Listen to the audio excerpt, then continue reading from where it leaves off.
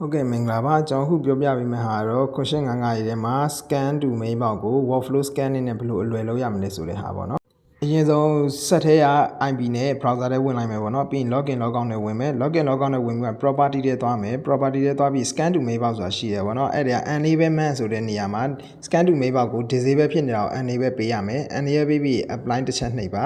apply ချက်နှိပ်ပြီးခဏလေးတော့စောင့်ပါခဏလေးတော့စောင့်ပြီးတော့ပြန်ရလာပြီဆိုလို့ရှိရင် scan ထဲသွားမယ်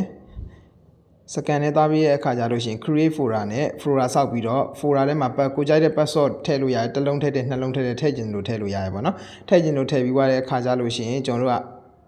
set ထဲက scan ဖတ်လို့ရှိရင် browser ထဲတန်းပြီးတော့ဝင်သွားပါပြီဒီနည်းကအလွယ်ကူဆုံးလည်းဖြစ်တယ်ရိုးရှင်းဆုံးလည်းဖြစ်တယ်ပေါ့နော်ဘယ်တော့မှဒီ scan folder တွေက network IP ချိန်မှသာပြတ်မယ် firmware တင်မှသာပြတ်မယ်တုံတုံပြတ်တဲ့ folder တွေတော့မဟုတ်ဘူးပေါ့နော်ဒီဟာကတော့အလွယ်ဆုံးပါ